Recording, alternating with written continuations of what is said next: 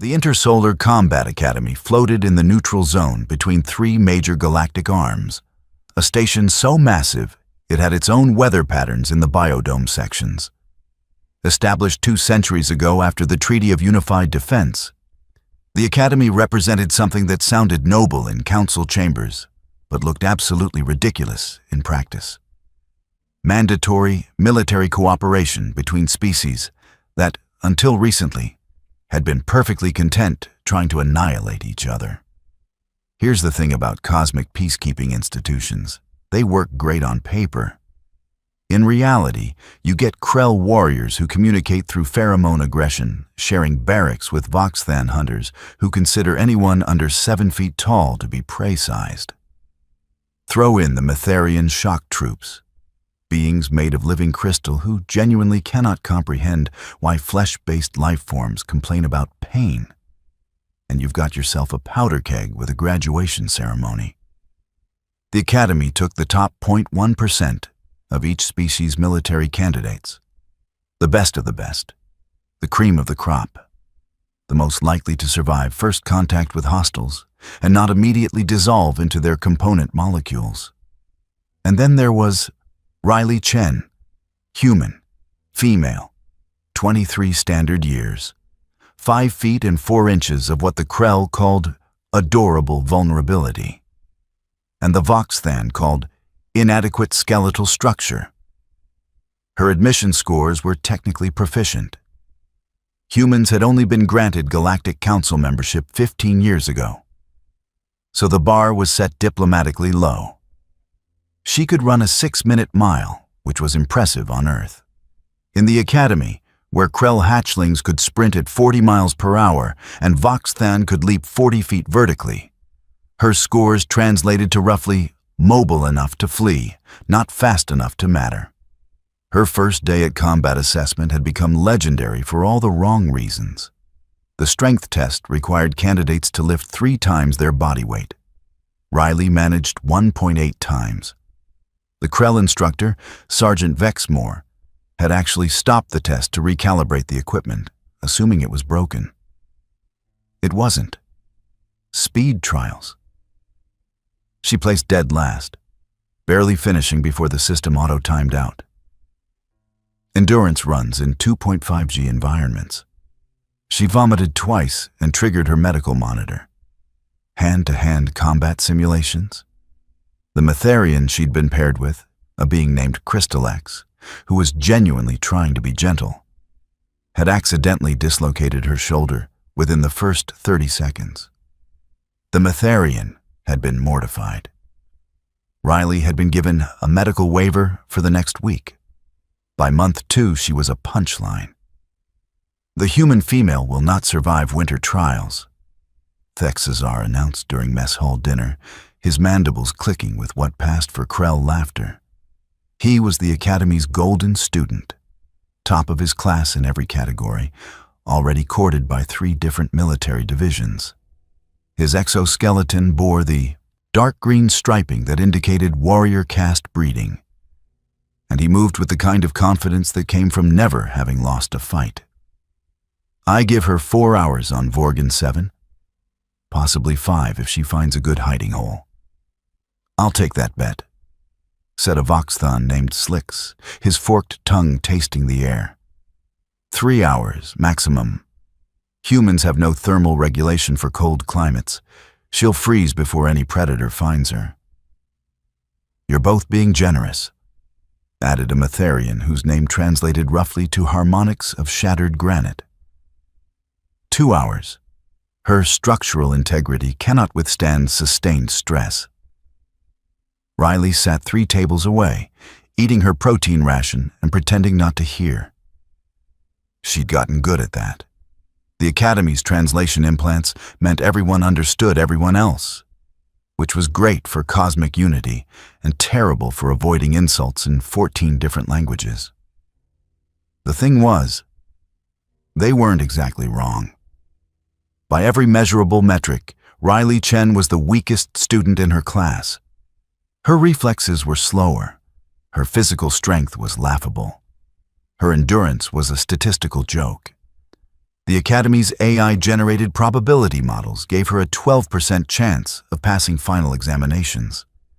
But here's what those probability models didn't account for. Riley Chen had spent her entire life being underestimated. Growing up on Earth's overpopulated eastern seaboard, getting into the Intersolar Academy had required competing against 8 million applicants for one of humanity's 27 allocated slots. She'd been rejected twice. The third time, she'd submitted an application that included a 50-page tactical analysis of the Academy's own training scenarios, complete with identified weaknesses and proposed solutions. They'd accepted her just to see if she was right. She usually was. The Academy's training structure followed a brutal progression. 16 months of specialized instruction across combat, strategy, survival, and xenological studies, culminating in a final examination that had a mortality rate of 0% and a washout rate of 38%. Nobody died. Emergency beacons and medical extraction teams saw to that.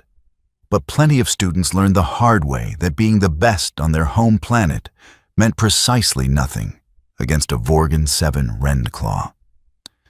As the months progressed, Riley developed a reputation, not for excellence. That was reserved for students like Thexazar, who could punch through reinforced doors and had reaction times measured in milliseconds. No, Riley's reputation was for stubbornness. She failed the obstacle courses, but kept running them. She lost every sparring match, but studied the recordings for hours. She couldn't match the other species physically, so she memorized their movement patterns, their tells, their weaknesses. The human female studies combat like it is a mathematical equation, Sergeant Vexmore noted in an instructor evaluation. Ineffective in practical application, but theoretically sound. Recommend washout before finals to prevent injury. The Academy administrators had a different take. Humans were new to the galactic stage, and Earth's inclusion in the Council had been controversial. Having a human student fail spectacularly would reinforce every stereotype about humanity being a backwater species that had gotten lucky with fusion technology. Having her quietly wash out before finals? That was acceptable. Embarrassing, but acceptable. Letting her compete in finals when she was statistically doomed? That was a diplomatic nightmare waiting to happen. 3 weeks before the final examination, Riley was called to the Commandant's office. Commandant Jixkor was a Voxthon who'd fought in the Metherian expansion wars and had the scars to prove it. Half his face was reconstructed biosynthetic tissue, and his left arm was entirely mechanical. He'd seen more combat than most of his instructors combined, and he ran the academy with the kind of efficiency that came from watching too many young soldiers die badly. "Cadet Chen," he said, his voice running through the translator with a rasping quality. "Sit." Riley sat. The chair was designed for Voxthon proportions, leaving her feet dangling like a kid in a grown-up's office. "Your performance scores," Jixkor continued, pulling up a holographic display, "are concerning. Bottom 15 percentile in physical assessments, bottom 20 percentile in combat trials. Your theoretical scores are acceptable, but theory doesn't stop a Rendclaw from tearing your arm off." "No, sir," Riley agreed. "But knowing where Rendclaws hunt and what triggers their territorial aggression might help me avoid being in that situation." Jixkor's remaining eyes studied her. "You're aware that you can withdraw from final examinations? No penalty. You'd receive your certification as a Galactic Defense Auxiliary Officer. Respectable career. Safe." "I didn't come here for safe, sir." "No." He tapped the desk with one claw. "You came here to prove something. To whom? Your planet? Your species? Yourself?" Riley considered that. "All of the above? Pride is a poor shield against predators, Cadet." Good thing I'm not planning to use pride then. Jixkor almost smiled. Almost. You understand that I cannot show favoritism. When you are on Vorgan 7, you will have the same equipment, the same time limit, and the same threats as every other student. If you trigger your emergency beacon, you fail. If you fail to reach extraction, you fail. If you die, and you won't, but if circumstances somehow allow it, you fail. Understood, sir? Then you're either brave or stupid. I haven't decided which. He dismissed her with a wave. Try not to die in the first hour. It reflects poorly on the academy. The announcement of final examination parameters came during a general assembly. All 287 remaining candidates, down from the initial 340, gathered in the main auditorium. The holographic display showed Vorgan 7 in all its hostile glory. Vorgan 7 was what the Galactic Council classified as a Class 8 death world. The planet rotated slowly, giving it temperature swings from -40 at night to +60 during the day. The atmosphere was technically breathable, but thin enough to cause altitude sickness. The ecosystem was a nightmare of evolutionary one-upmanship, where everything had evolved to kill everything else, and the things at the top of the food chain were the stuff of cadet nightmares. Wren claws, 12 feet tall, armored hide that could shrug off plasma fire, claws that could shred reinforced steel. Territorial, aggressive, and smart enough to use basic tactics. They hunted in pairs, which was just nature showing off at that point. Your examination begins at dawn, local time. Commandant Jixkor announced. You will be dropped at randomized coordinates within a 50-kilometer radius of the extraction point. You have 72 hours. Reach the extraction point, and you pass. Fail to reach it, and you wash out. Trigger your emergency beacon, and you wash out. The beacon is for life-threatening injuries only. He paused, letting that sink in. You will be provided with standard survival gear. 1 week's rations, basic medical supplies, a single plasma sidearm with 2 charge packs, environmental suit rated for Vorgan 7 conditions, and a navigation beacon showing the extraction point direction. Everything else you acquire or improvise. The auditorium buzzed with excited conversation. For most species, this was the moment they'd been training for. A chance to prove themselves against a real threat. Riley ran calculations in her head. 72 hours, 50 kilometers. That was roughly 17 kilometers a day, accounting for terrain and obstacles. Doable, even for her slower pace. The real problem was the wren claws and whatever other delightful creatures Vorgan 7 had waiting. One final note, Jixkor added. Interference with other candidates is not prohibited. If you choose to eliminate competition, that is your prerogative. We're training military officers, not diplomats. The galaxy is not kind to the weak. Thexazar's mandibles clicked audibly. Riley didn't need to look to know he was staring at her. The betting pools hit fever pitch after the announcement. Galactic credits changed hands as students, instructors, and even some administrators placed wagers on who would wash out first. Riley's odds were spectacularly bad. The smart money said she'd trigger her beacon within the first 12 hours, probably from hypothermia or a broken leg. A few contrarians bet on her making it 18 hours out of sheer stubbornness. Nobody bet on her passing. Riley spent her final 3 weeks in preparation that looked nothing like her classmates. While Thexazar and the other top candidates ran combat drills and practiced their hunting techniques, Riley was in the archives. Vorgan 7 had hosted Academy Finals for 30 years. Every examination was recorded for training purposes. Riley watched all of them. She studied topographical maps, climate patterns, predator behavior, plant life, water sources. She memorized the locations where previous candidates had been eliminated, looking for patterns. Wren claws were territorial. They marked their ranges with claw marks on specific types of trees. They hunted primarily at dusk and dawn, using the temperature shifts to mask their thermal signatures. They avoided certain areas, places with high concentrations of a local plant that apparently irritated their breathing. Other predators had patterns too. Everything had patterns. You cannot defeat a wrenclaw in direct combat. One of her human instructors, Commander Park, told her during their final meeting. He was one of only 3 humans on the Academy staff, a former Special Forces operator who'd earned his position through sheer competence. So, don't try.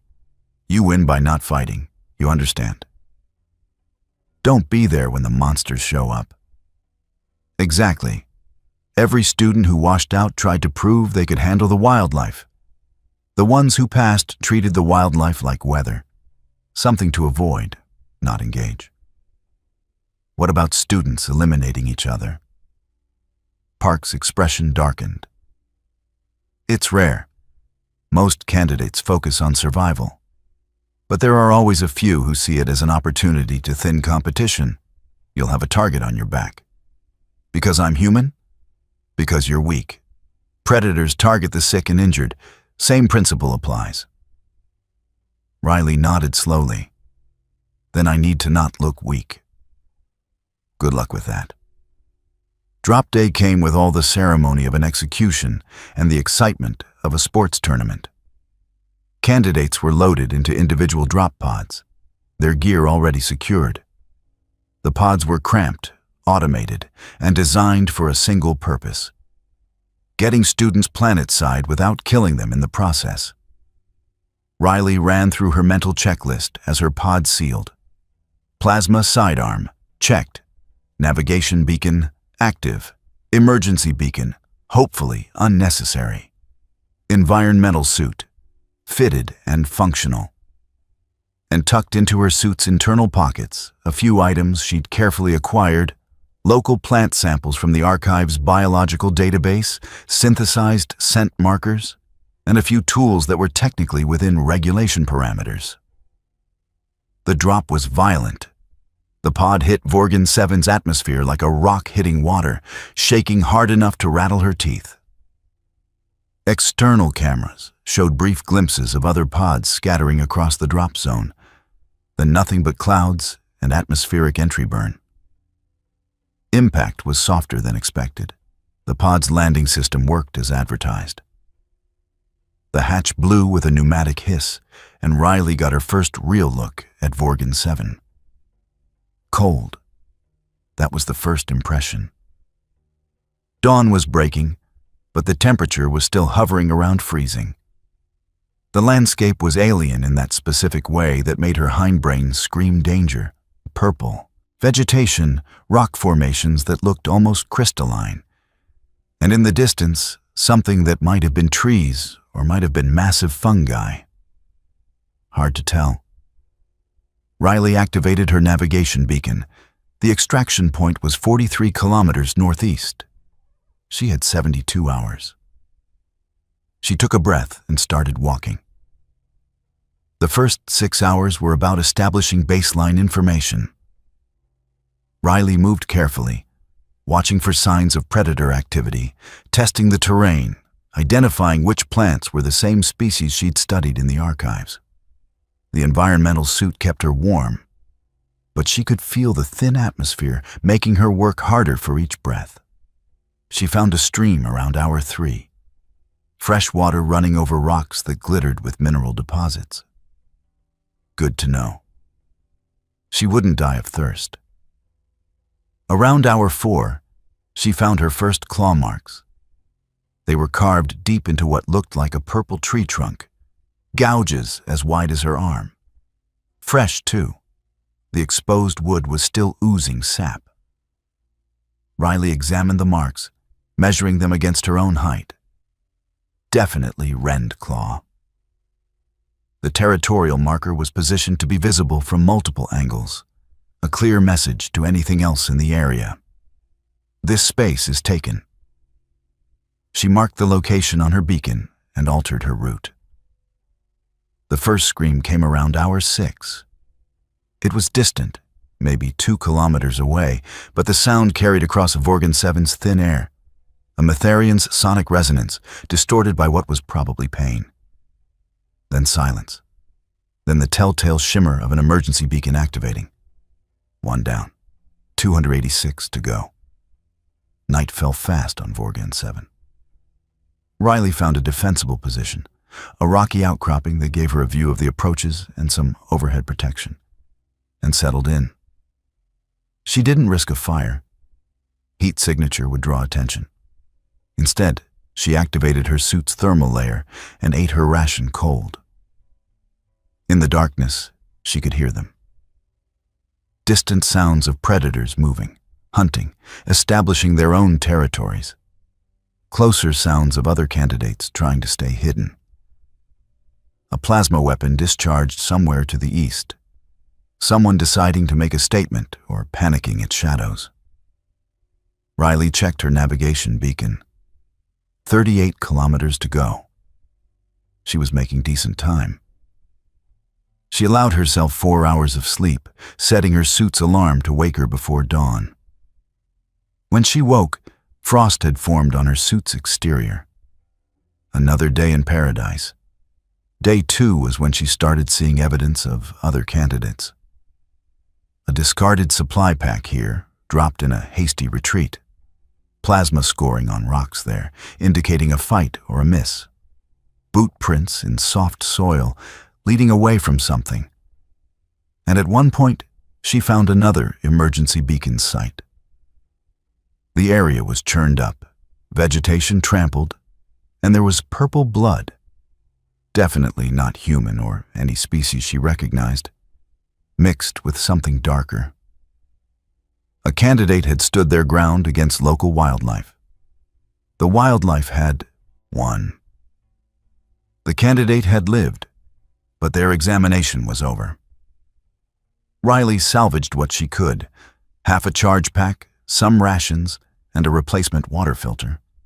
Not exactly a treasure trove, but in survival situations, everything mattered. She was making good time, roughly 20 kilometers covered, when she noticed she was being followed. The signs were subtle. Broken vegetation that wasn't from her passage. Disturbed ground at a junction she'd crossed 10 minutes earlier.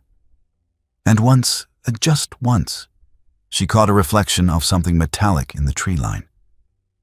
Not a predator, a candidate. Riley didn't react, obviously.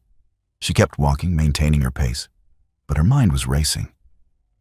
Who would bother tracking her? She wasn't a threat, unless that was precisely why. Someone wanted an easy elimination to boost their confidence, or someone wanted to make a statement. She had a pretty good idea who. Riley altered her route slightly, heading toward an area she'd marked on her map. According to the archive data, this region had the highest concentration of rendclaw activity. Also the highest concentration of a plant species called Vorgan thorn, the one that irritated rendclaw breathing. If someone wanted to hunt her, she'd lead them somewhere interesting. By midday, she was certain Thexazar was tracking her. She'd caught glimpses of green-striped exoskeleton, seen boot prints too large to be anything but Krell. He was being obvious about it, probably wanting her to know she was being hunted. Standard intimidation tactics. Make the prey panic. Panicked prey made mistakes. Riley didn't panic. She planned. The Vorgan thorn grew in dense patches around rocky areas, probably something to do with soil acidity. Riley led her pursuit directly into the thickest concentration she could find, then used her synthesized scent markers, carefully prepared before the examination, to mark a trail deeper into the patch. Then she doubled back and climbed. The rock formations in this area were tall enough to provide a vantage point. Riley found a ledge about 20 feet up, tucked herself into a crevice, and waited. Thexazar appeared 30 minutes later, following her trail with the confidence of an apex predator. His plasma rifle was out, and he was scanning carefully. Smart enough to be cautious, arrogant enough to assume he had the advantage. He followed her trail into the Vorgan thorn patch and stopped. Riley watched as he examined the ground, his mandibles twitching in what she'd learned was Krell confusion. The trail ended here. No boot prints leading out. No sign of her climbing. He thought she was hiding in the thorn bushes. What Thexazar didn't know, because he'd been too busy practicing his combat skills to study the ecology, was that Vorgan thorn patches were neutral zones. The plants irritated rendclaws, yes. They also attracted something else. Boreworms. 6-foot-long tunneling creatures that lived in colonies beneath the thorn patches, emerging at the sound of footsteps to investigate potential threats or food. The ground beneath Thexazar's feet erupted. 5 boreworms, each the diameter of Riley's torso, burst from the soil with all the subtlety of a mining explosion. Thexazar reacted with trained reflexes, plasma rifle firing, but boreworms had armored hides too. The shots glanced off. He ran. Fast. Even by Krell standards, Thexazar could move when motivated. The boreworms pursued for about 50 meters, then gave up and returned to their patch. They weren't really aggressive, just territorial. Riley waited another hour, making sure Thexazar was truly gone, then climbed down and continued northeast. She didn't see him again that day. Night 2 was colder. Riley found shelter in a cave system, carefully checked for occupants first, and allowed herself another 4 hours of sleep. Her body was exhausted, her legs aching from the constant movement. But her mind was clear. 23 kilometers to extraction. 1 more day. She could do this. Dawn of day 3 brought a new problem. The temperature had dropped significantly. Some kind of weather pattern rolling through. Her suit's thermal layer was working overtime, draining power faster than anticipated. She'd need to reach extraction by evening or risk hypothermia. Riley pushed her pace, moving as quickly as her human endurance allowed. The terrain was getting rougher, more vertical, as she approached the mountain range where the extraction point was located. And that's when she found the body. Not a real body. Emergency beacon activation had saved the candidate's life. But the elimination site told a story. A Voxthon student, judging by the equipment, massive claw marks on the surrounding rocks, plasma scoring everywhere. And in the center, a massive pool of dark blood, rendclaw blood. Someone had fought a rendclaw and lost, but they'd wounded it badly. Riley stood very still, processing that information. A wounded rendclaw was more dangerous than a healthy one. Wounded predators were unpredictable, aggressive, often abandoning their normal behavior patterns. And if the blood trail was any indication, the creature had retreated in the same direction she was heading, toward the extraction point. She could detour, add hours to her journey, maybe miss the extraction window entirely. Or she could continue forward and risk encountering an angry, wounded apex predator. Riley checked her plasma sidearm. 1.5 charge packs. Not enough to take down a healthy rendclaw. Definitely not enough for a wounded, angry one. She kept walking forward. The blood trail was easy to follow. Too easy. The rendclaw was either severely wounded or had stopped caring about being tracked. Neither option was comforting. Riley moved more carefully now, watching for signs of ambush. Rendclaws were smart enough for basic tactics. Wounded or not, this thing was still the apex predator of Vorgan 7. She found it around hour 10 of day 3. The rendclaw had holed up in a rocky clearing, probably attempting to rest and heal. It was massive. 12 feet of armored nightmare, with claws the size of machetes. The Voxthon's plasma fire had burned through armor on its left flank, exposing damaged tissue. The wound was severe enough that the creature's movements were labored. But it was still very much alive. And it saw her. Riley froze. Her training screamed at her to run, but running triggered chase instincts. Instead, she slowly raised her hands, showing she wasn't an immediate threat. The Wrenclaw watched her with eyes that held disturbing intelligence. Then it roared. The sound was primal, a challenge and a warning. Riley felt it in her bones. This was the apex predator of Vorgan 7 telling her that this was its territory and she needed to leave or die. Riley very slowly started backing away. The Wrenclaw took a step forward. Bad sign. She had seconds to make a decision. Fight. Lose immediately. Run. Trigger chase. Or option 3, the one that was absolutely insane but might work. Riley dropped her pack. The Wrenclaw paused, confused. She dropped her plasma sidearm. Now the creature was definitely confused. Prey didn't disarm themselves. Riley slowly opened her pack, moving carefully, and pulled out the emergency medical kit. The Wrenclaw watched, still tense but not attacking. She'd studied Wrenclaw behavior for weeks. They were territorial, yes. Aggressive, absolutely. But they were also intelligent enough to understand non-threatening behavior. And there was one behavior pattern noted in the archives that nobody had successfully tested. Wrenclaws understood submission. Riley took the medical kit, which contained broad-spectrum antibiotics and wound sealant designed to work on multiple biological types, and very carefully tossed it toward the Wrenclaw. It landed about 10 feet from the creature. The Wrenclaw looked at the kit, looked at Riley, looked back at the kit.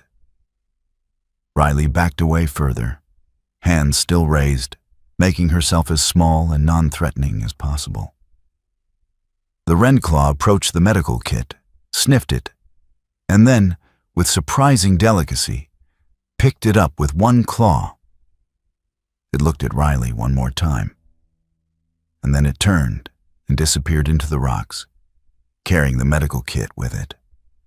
Riley stood there for a solid minute, adrenaline crashing through her system, trying to process what had just happened. She just negotiated with an apex predator, and it worked. She retrieved her plasma sidearm, not her pack, that was a loss she could afford, and continued toward the extraction point. 13 kilometers to go. The final stretch was almost anticlimactic. Riley pushed through exhaustion, cold, and every muscle in her body screaming for rest. She passed 2 more elimination sites, evidence of candidates who'd gotten this close, but not close enough. The extraction point was marked by a beacon visible from 5 kilometers away. As Riley approached, she could see other candidates, already there. Maybe 20 of them, various species, all looking exhausted and triumphant. They stared as she walked into the clearing. A human, the weakest candidate in the class, dead last in every physical metric. And she'd made it. Thexazar was there too, his exoskeleton scratched and dented. His mandibles clicked in what might have been grudging respect or might have been annoyance. Riley found a spot away from the others, sat down, and waited for the extraction shuttle. She'd done it. The Academy's reaction was complicated. On one hand, Riley had passed. Technically, she'd met all requirements. She'd survived 72 hours, reached extraction, and hadn't triggered her emergency beacon. On the other hand, she'd passed by avoiding confrontation entirely, which some instructors argued wasn't in the spirit of the examination. The debate was resolved when Commandant Jixkor pulled up her tracking data and played it for the senior staff. "Cadet Chen," he announced during the final review, completed the examination without firing her weapon once. She avoided or evaded 18 separate predator encounters, including one Wrenclaw interaction that I'm told is unprecedented. He pulled up the footage from her suit camera. The entire encounter played out on screen. Riley disarming herself, offering the medical kit, the Rendclaw accepting and leaving. She also, Zixkor continued with what might have been amusement, led Cadet Thexazar into a boreworm nest, effectively eliminating him as a threat without direct confrontation. Thexazar's mandibles clicked in protest from the candidate assembly. Cadet Chen's approach represents a fundamental understanding of military strategy that many candidates lack. She assessed her weaknesses, compensated with superior preparation and tactical planning, and achieved her objective with minimal resource expenditure. Zixkor's remaining eye fixed on Riley. This is, by definition, excellence. The graduation ceremony was held in the Academy's main auditorium. Of the 287 candidates who'd entered final examination, 184 had passed. Riley Chen stood with them, wearing the same uniform, having earned the same rank. The betting pools had been spectacularly upset. A few instructors who'd bet on her as a long shot had made a fortune. More importantly, every major military division wanted to talk to her about strategic planning positions. Humans, it turned out, had a talent for asymmetric warfare that the galaxy was just beginning to appreciate. Thexazar approached her after the ceremony, his posture stiff but not hostile. "You humiliated me," he said through the translator. "You hunted me," Riley replied. "I defended myself. By running away. By winning." She met his multifaceted gaze. "You're stronger than me. Faster. Better in every physical metric. But I still passed, and you almost didn't. Maybe think about what that means." His mandibles clicked thoughtfully. Then, surprisingly, he extended a claw in what she'd learned was a Krell gesture of acknowledgement. "Perhaps humans are more formidable than we assumed." "Oh, definitely. We're just formidable in really annoying ways." 3 months later, Riley was assigned to the Galactic Defense Fleet's Strategic Operations Division. Her first assignment was analyzing defense patterns for frontier colonies. Her second assignment was teaching a course at the Academy on asymmetric combat tactics. Enrollment was at record highs. Humans, the galaxy was learning, didn't win by being the strongest. They won by making everyone else fight each other while they carefully, methodically achieved their objectives. They won by being so stubbornly persistent that giving up never entered the equation. They won by being underestimated right up until it was too late. The weakest species in known space, statistically speaking. Also the most dangerous, once you bothered to pay attention. And Riley Chen, who'd been told she would wash out in the first 6 hours, had just proven why humanity deserved its place among the stars. Not despite their weaknesses, but because they'd learned to turn weakness into the most devastating weapon of all. The galaxy would never make that mistake again. Though to be fair, humans were absolutely going to let everyone keep underestimating them for as long as possible. Why ruin a good tactical advantage?